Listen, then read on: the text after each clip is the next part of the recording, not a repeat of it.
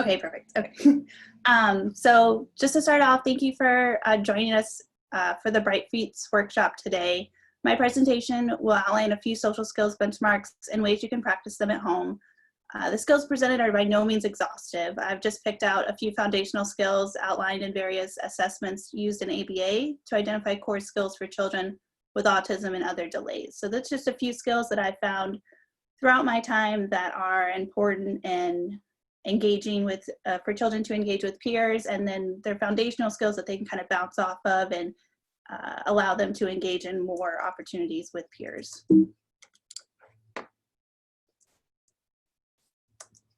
So thanks again to Bright Feats, including Rory and Sarah and their entire team for organizing this workshop. I know they've been constantly adapting to this ever-changing landscape. I look forward to when I could be in the same room with all of you, but I'm happy today to present on this virtual format. And then a little bit about me. My name is Nicole Forbes. I started in the field of applied behavioral analysis in 2009. I was a teacher at the New England Center for Children in Massachusetts. And then while there, I obtained my master's in applied behavioral analysis and got my BC-based certification in 2013.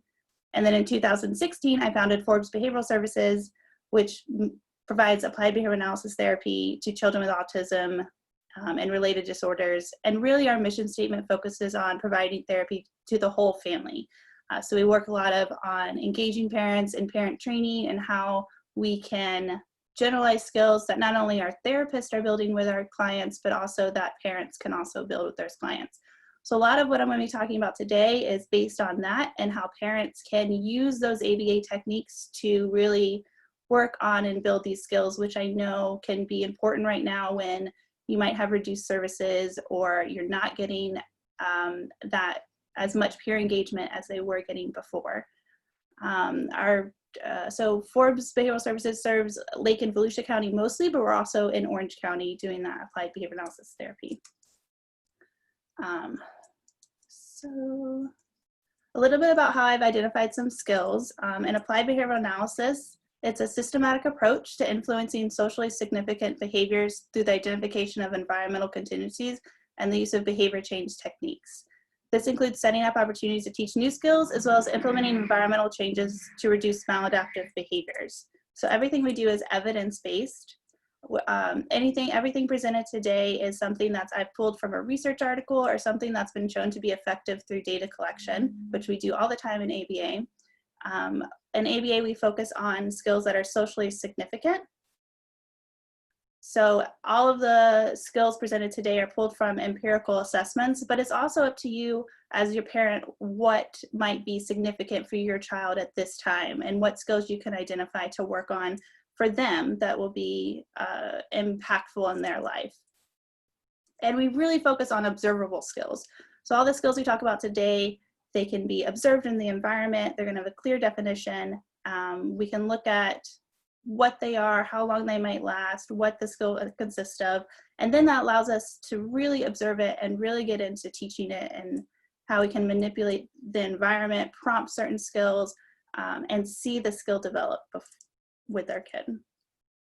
The skills assessments I'm going to be using are the VB MAP, which is for preschool skills, the ABLES, which is for elementary level skills, and skill streaming, which is for later elementary, early middle school skills. So that gets you in that preschool, elementary, later elementary skills, and pulled just a few skills from these assessments that seemed appropriate.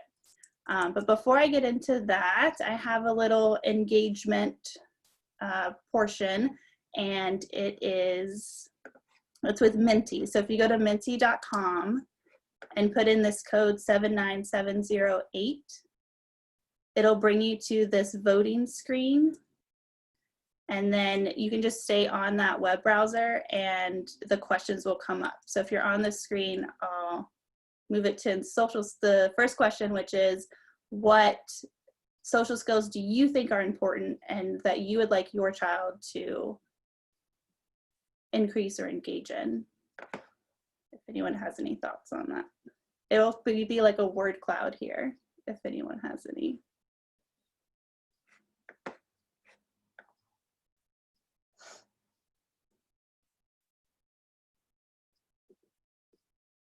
Okay, we can come back to that. Okay, so some of the social skills that I've identified are from the VB map, which is the Verbal Behavior Milestones and Placement Program. The VB map was developed by Mark L. Sundberg. It's an assessment that's broken down into 3 age groups. The first level is 0 to 18 months. The next level is 18 to 30 months. And the third level is 30 to 48 months. And I've pulled out just a few skills that in my experience are important foundational skills, which can lead to increased engagement with peers and increased fluency in play-based learning. The first skill I pulled out was parallel play, which, as you can see here, is when a child plays next to a peer. They may engage in the same toys or game, but they're playing in the vicinity of each other and may allow the peer to engage with a shared toy set. So here we have 2 boys playing with their own toy sets, but they may be passing the cars back and forth. And I think Naomi kind of covered before me what parallel play looks like and consists of. So this is a basic level skill that starts with kiddos playing next to each other. A next level skill is requesting others to participate. So here we have 2 little girls playing music where the girl with the xylophone may have asked for her friend to come over and say, like, let's play music. So she's requesting her friend to come over and participate in the activity.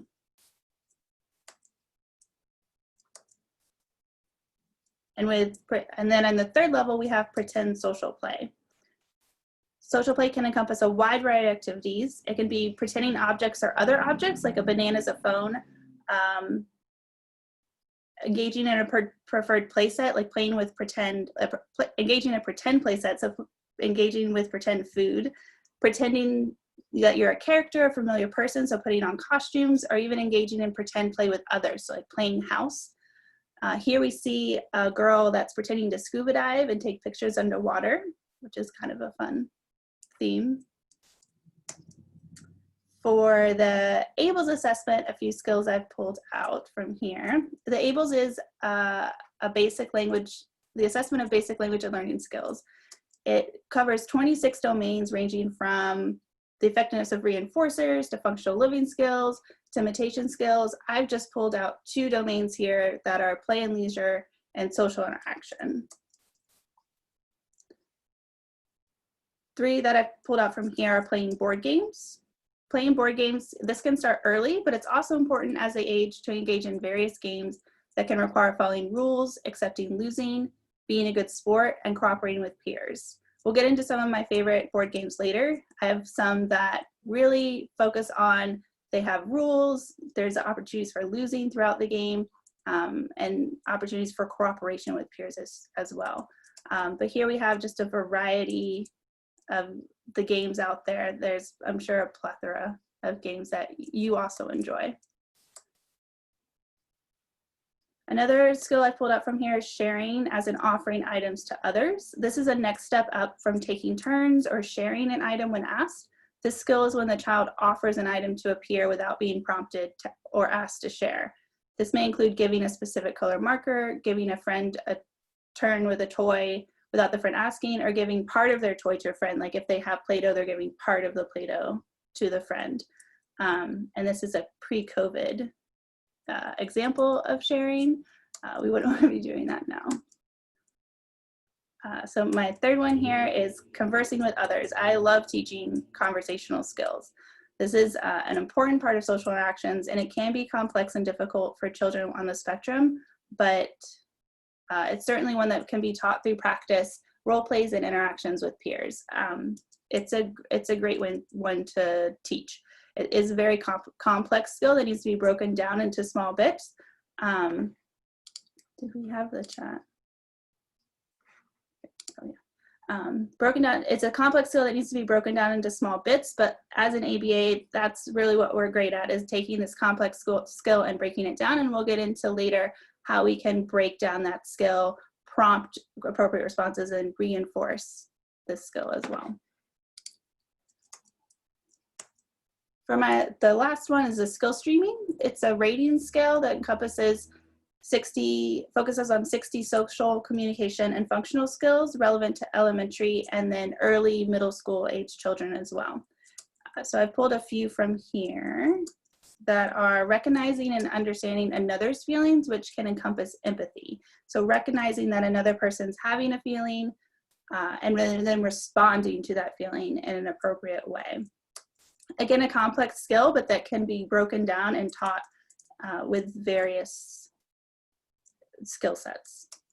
And then responding to teasing.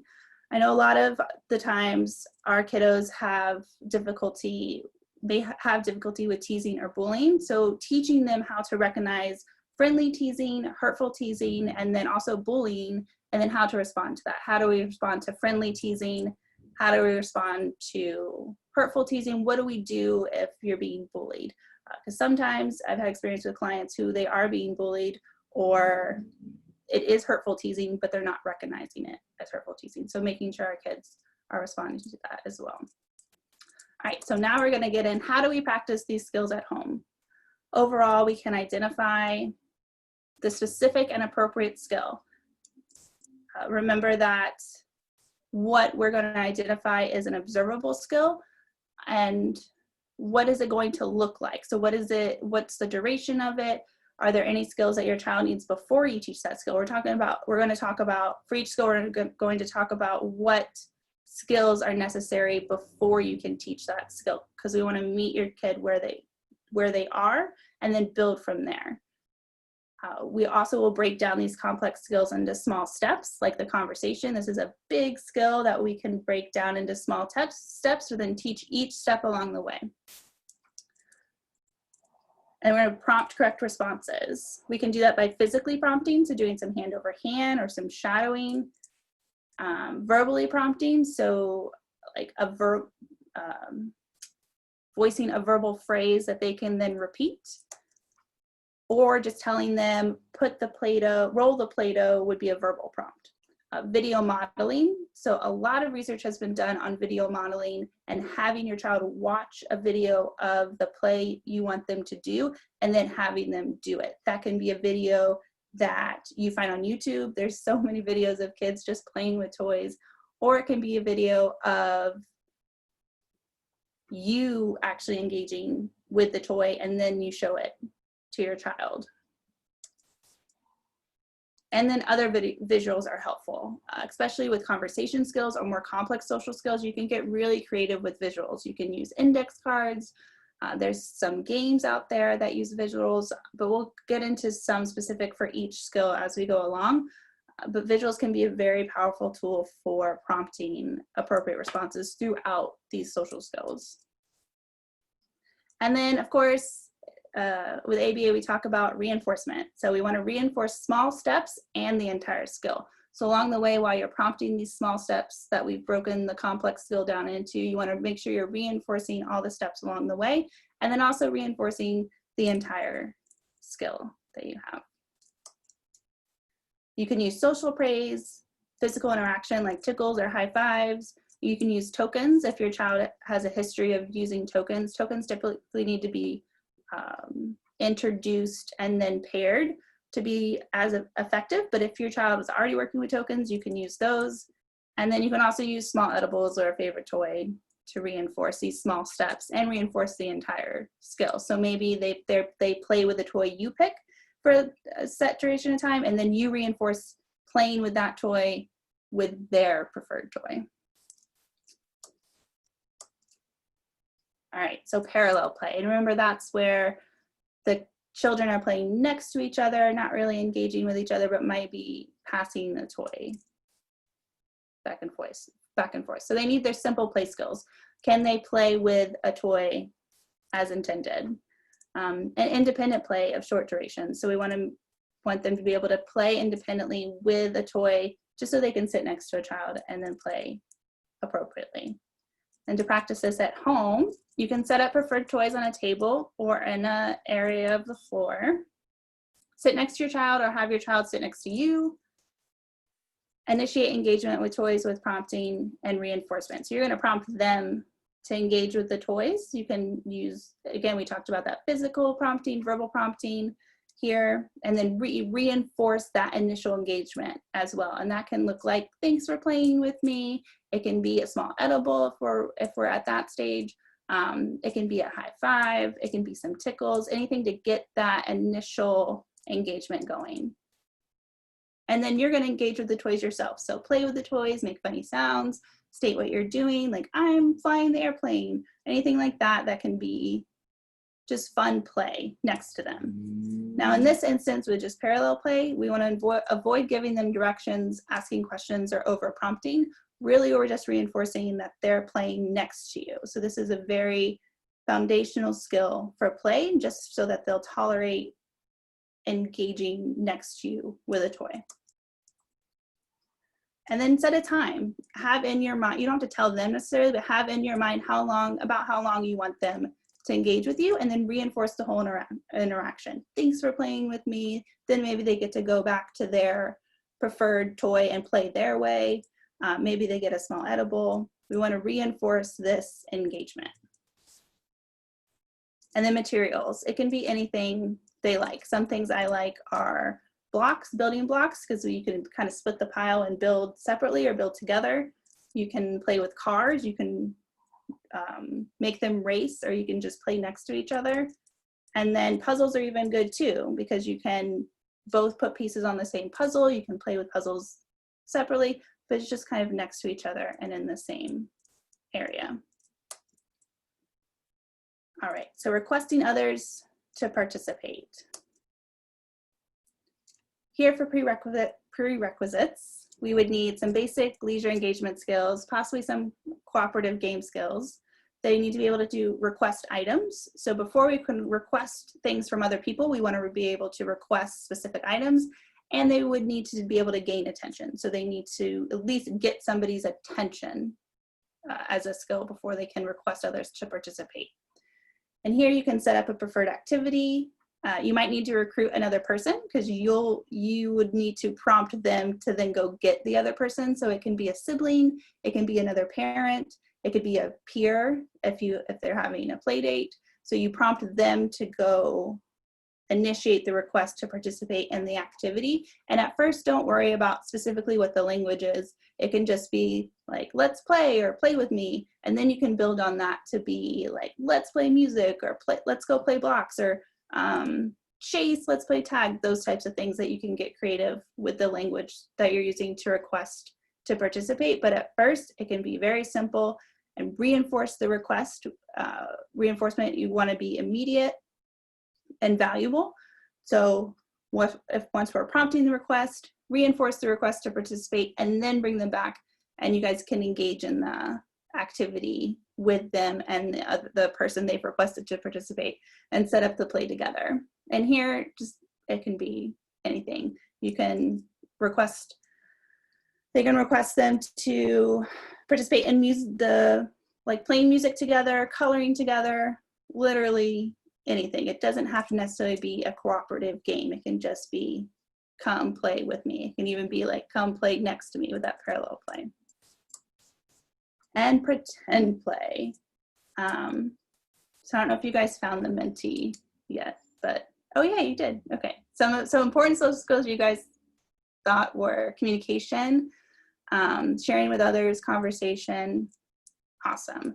So now we're on pretend play. So what are some activities that you have used or currently use, or have ideas for using, that would help facilitate pretend play?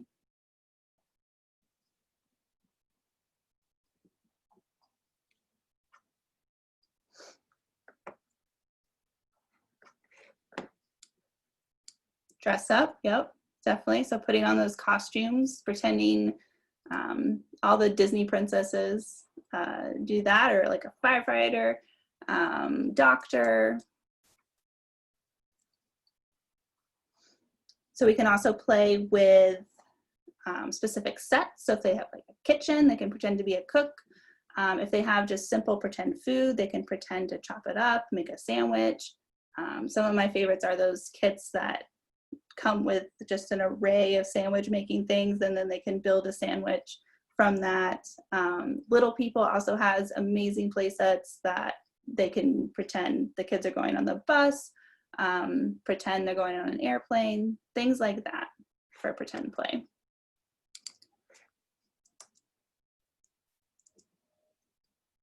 So they need to have some basic play skills. We would do basic play skills before moving into pretend play. Possibly some verbal language during play, but it's not necessarily. If your child's nonverbal, they can still engage in pretend play. And then how do we practice? So we're going to set up a play set or initiate an imaginative scenario. So if you have one of those little people play sets, setting it out in front of them. If we have a costume, prompting them to like, let's play as Cinderella, or initiate that imaginative scenario with anything that you have available. Like if it's a kitchen set, then use it. Like, let's pretend we're cooks, and kind of dive in and don't hesitate and make it fun. If your child's kind of hesitant and doesn't really want to engage with it, the more fun and silly you can be about it, the more reinforcing it's going to be to interact with you with it. And we can prompt simple steps within pretend play and then reinforce the engagement as needed. So if they're really hesitant, they might need a lot of reinforcement to get them going. If they're really into it, maybe not as much reinforcement along the way, but we're always going to reinforce the entire skill. And then the video modeling is great for pretend play. So you can find a video on YouTube of a kid playing with a kitchen set, or you can video yourself playing with it on how exactly you might prompt them to do it, but then it's just kind of an example to give them on, this is how you play with this toy set, or this is how you can pretend to be a firefighter, those types of things. And again, we want to have an idea of how long you'd want them to engage in it, or what specific things you want them to do with the toy set, and then reinforce the entire interaction. And that again can be social praise, it can be a small edible, it can be their favorite toy. So come play with the kitchen set, and then you can go play with your cars again, something like that. And then again, I've been talking about pretend play sets a lot, costumes, and anything, because imagination is endless. So it can be a cooking set, they can dress up, but you can also pretend a cardboard box is a pirate ship. You just gotta believe hard enough. All right, so that was all the preschool type skills. Now we're getting into more the elementary level. And one of those skills is playing board games. They need to have simple turn-taking skills, so understand that I'm going to have a turn and then I'm going to wait for my turn. Simple following directions, so putting pieces somewhere or matching, just simple following directions so that they can follow the rules of the game. And then some motor and vocal imitation, so they can, some of the rules can be complex, so you can just show them how you can follow the rules by engaging in the game. And then practice is just setting up the game and expectations for rules. So you may have to model the game at first, do a few turns and model how the rules are played and reinforce them engaging in the correct rules. And you can model sportsmanship comments. So some of the games I love are like Candyland, where you may, at any point in the game, you may go backwards. So you may model that going backwards and say like, oh man, that's okay, I can still win. Those types of things to model those good sportsmanship comments that would be part of this board game interaction. And then typically when we're teaching board games, it consists of waiting for their turn, taking their turn, following the rules of the game, and then making some sort of good sportsmanship comment. So you can be prompting like, okay, well, it's your turn, or prompting them when someone else gets a good roll, like that's a good roll, things like that too, so that they're not only following the rules of the game, but also engaging with others while they're playing the game. And again, set a time to engage. It can be the full game, or it can just be, okay, we're gonna take 4 turns. And you don't necessarily have to finish the game. Or you can take 4 turns, let them go do something else and come back to it, because we wanna reinforce the appropriate engagement with the game. And then materials. Some games that I really like are Count Your Chickens, which is a cooperative preschool game. Candyland, like I said, I love it because there, at any opportunity you can practice losing. Chutes and Ladders, same thing. I love Sorry, same thing. You can be kicked back to home. Trouble, same thing. You can be kicked back to home. Memories, just a good classic, simple turn-taking game. Guess Who is great because they can work on describing people to you and answering yes or no questions. Checkers is great, and then Life is also a more complicated game, but fairly good. So I love Candyland. Sorry is a great one, and Guess Who's also good. So sharing and offering items. So this is a more complex sharing skill. It's not just taking turns. It's not just handing over a requested item when a peer asks. It's more of recognizing that a peer needs something and then offering that item to them. So they do need that simple turn taking to build off of. Some and peer ability to initiate peer interactions. Some simple leisure engagement so that they can be playing with the toy and then offer it to their peer. And how you can practice is you set up an activity with an opportunity for a child to give you an item. So this can be coloring where the crayons are out, but maybe you're coloring an apple and the red's farther away. Or you're playing with a toy set that you want the horse, like it's a farm play set and you want the horse to eat the hay.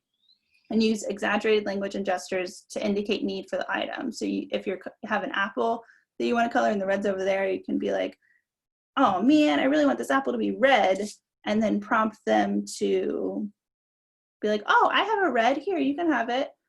Kind of, that's the response that we're looking for. And if they need that prompt to engage in that response, you can just use a verbal prompt to prompt them, and then immediately reinforce the sharing out, like, oh, thanks for offering that to me, that's great, nice job sharing, those types of things.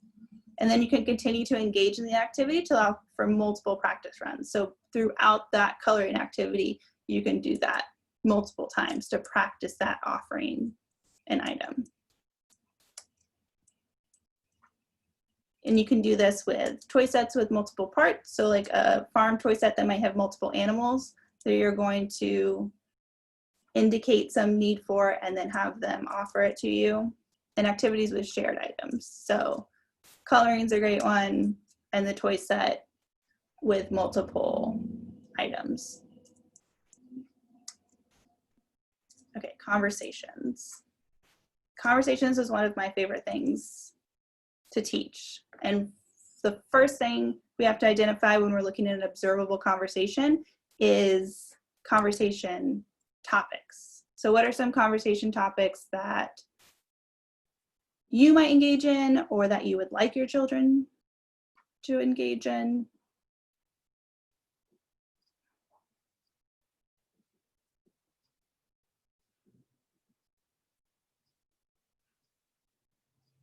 Asking how others are, just a simple how are you throughout the day, talking about how they feel. Yeah, so recalling events about their day, just like tell me about your day.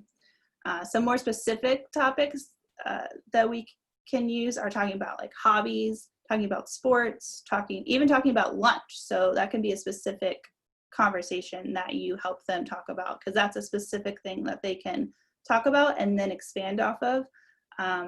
Talking about school, like what school they go to, but what their classes are, things like that. Some prerequisites for this are answering WH questions. So they'll have to at least answer simple WH questions before we can expand on WH questions in a conversation setting. They'll need to recall some events, because some parts of having a conversation are recalling about your day, or recalling how you felt in a situation, or just recalling kind of preferences. And then practicing.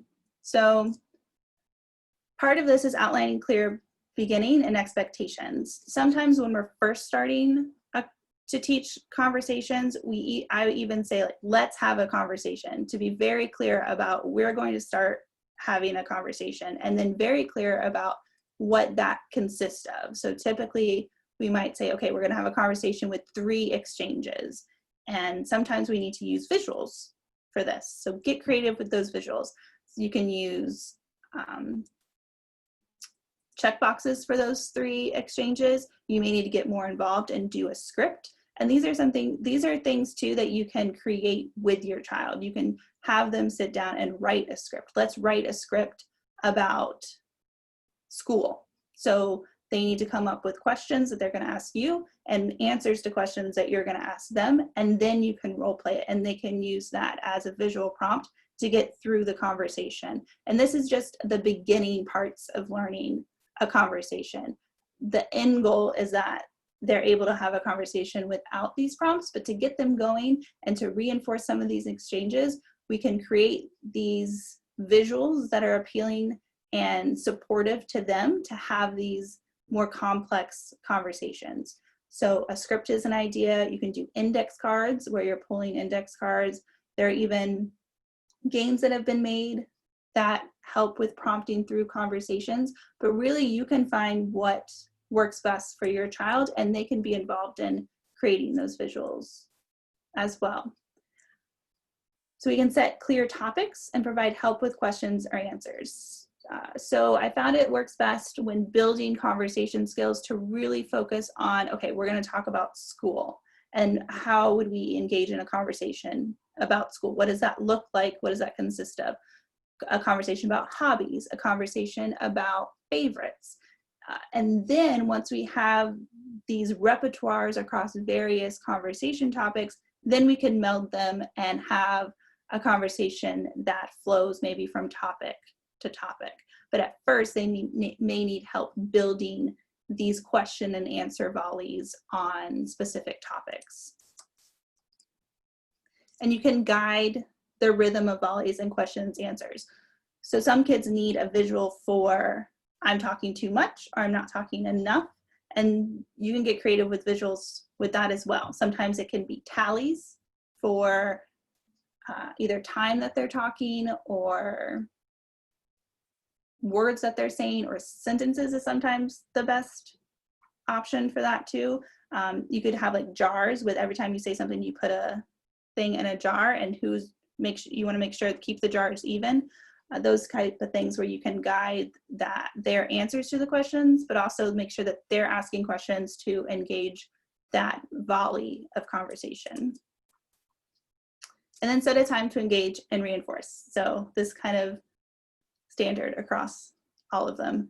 But you can set the expectation of 3 exchanges. You can set that expectation of we're going to talk for 2 minutes. I've seen that it works better if you do the exchanges, because then they have a clear, okay, I have to answer and ask 3 questions, and then I can move on. And then materials, any type of creative visuals as needed. And then games are great too. And these are some games that I like. So table topics is a great game. It's basically just like conversation starters that you can get through. And then you have a set of questions that you can practice answering as well. These roll dice are really good too. It's just kind of like a set of questions that you roll them and then you answer them. And then you can work on having multiple answers to the same question as well. And then I like to use Jenga, in which you write a prompt on the Jenga tiles. And then when you pull it out, you have to either answer that question or ask that question, or identify that feeling, things like that, to where you're engaging in this game and it's kind of fun, but it's part of building conversation repertoire. And then you can do the same thing with a deck of cards. You can write questions on them. You can make each number a certain topic. You can get creative with how you play that. So it's not just sitting down and going through this conversation. It can be a game, but you're still building these conversation skills. All right, and then we're getting into the more complex, later elementary, early middle school skills, and one of them is empathy. So a lot of what we're doing is, what does the skill look like? Empathy can be very complex. So here in our Mentee answer, I'd like to hear from you guys.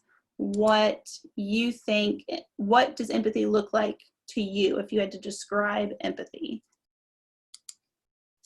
If you have any thoughts.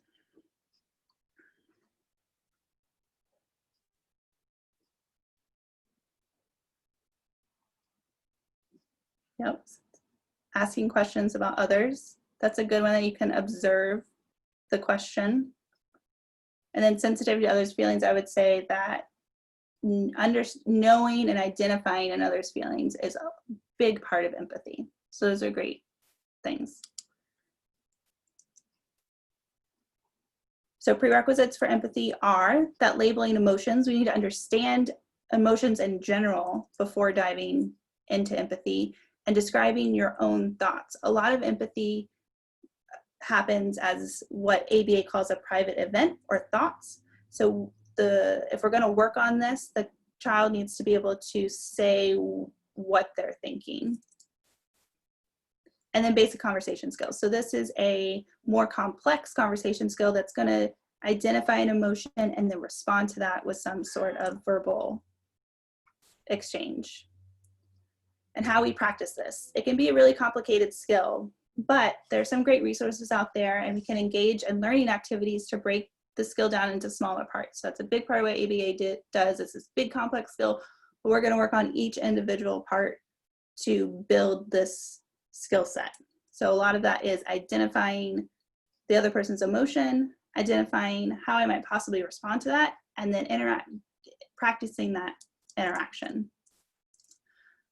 with role play scenarios. So you, as the parent, would pretend that you're happy about something or sad about something or surprised, and then prompting your child to respond to that with an empathetic statement, as well as attending to body language and facial features and tone.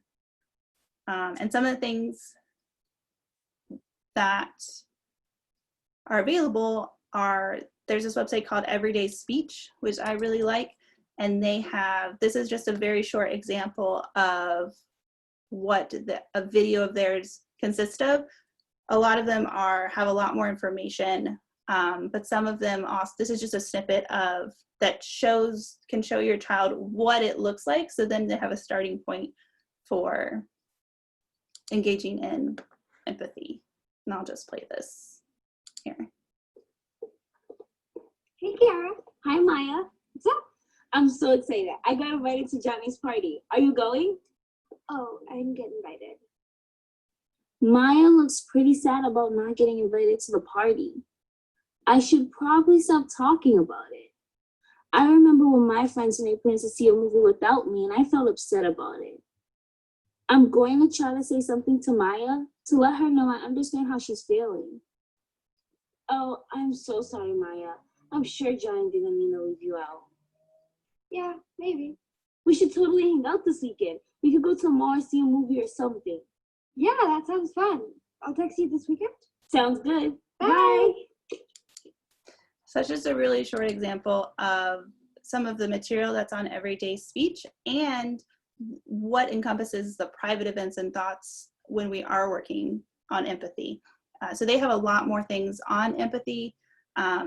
So I would suggest going and checking them out and then using some of the materials to practice on these things.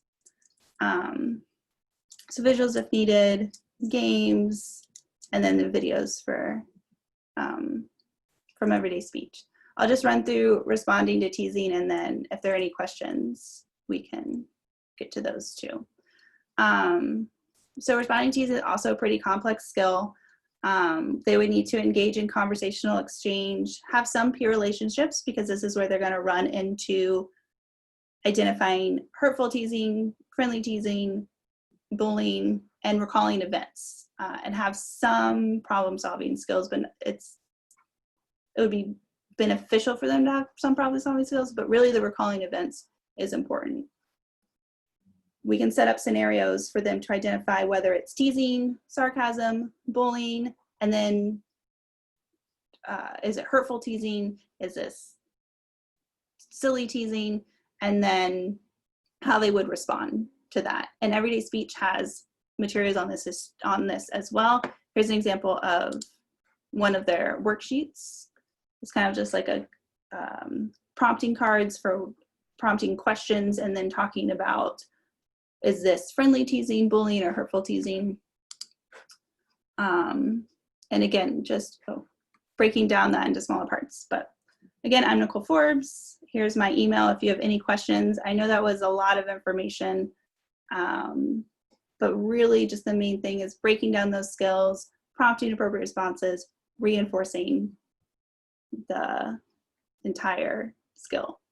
So I can stop sharing my screen and then so I can see you guys. Okay. Hey, Nicole, it's Sarah. Hi. That was awesome, and I hope that you'll be able to share that presentation with the Bright people. Yes, absolutely. Yes. We would love to be able to share that out with our parents as well. Absolutely. So everybody that's watching, we've got about 2 minutes left before Dr. Bailey is going to be joining us. So if you have any questions for Nicole about anything that she talked about, please feel free to add that into the chat.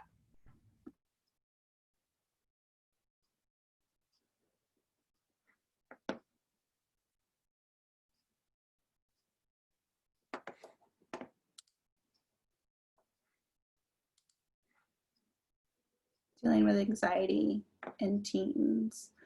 That can be really complex, and it's definitely individualized. A lot of what ABA would do is identify scenarios or what might be the most challenging situations where anxiety might be happening, and then how they can recognize anxiety in themselves and then respond to that anxiety. And it's going to be individualized across kiddos. So what we do in ABA would really have an assessment. So work with the parents on when are they seeing the observable signs of anxiety, how can we set them up for success, and then how can we teach them to work through it. But yeah, access everybody's speech for free. It looks like it's a monthly. I think they have free things. And if you go on YouTube, there's lots of videos that are out there about it. But yes, it is a monthly fee. But if you email them now and say, hey, with COVID, I'm having to work on stuff, I think they're doing things for parents right now to waive that or postpone that. Yes, and some of the videos are posted on YouTube for free. But even if you could do it for a month, even just to kind of look at it and get familiar with some of the things, it's a really great resource for those preteens, teens on those complex skills, and gives you some materials that you don't have to create yourself, that's already there, and then it helps you talk through these complex skills with your kiddos. Thank you so much, Nicole. Yeah. Oh, looks like we've got one last question. As of right now, we're creating some virtual parent trainings and social skills. So if you follow us on Facebook, we'll have some announcements for those upcoming things. Right now we do like telehealth services for in-home as approved by insurance, but we're trying to create some a broader availability of some telehealth things. So if you follow us on Facebook, we'll have some announcements about that coming up. So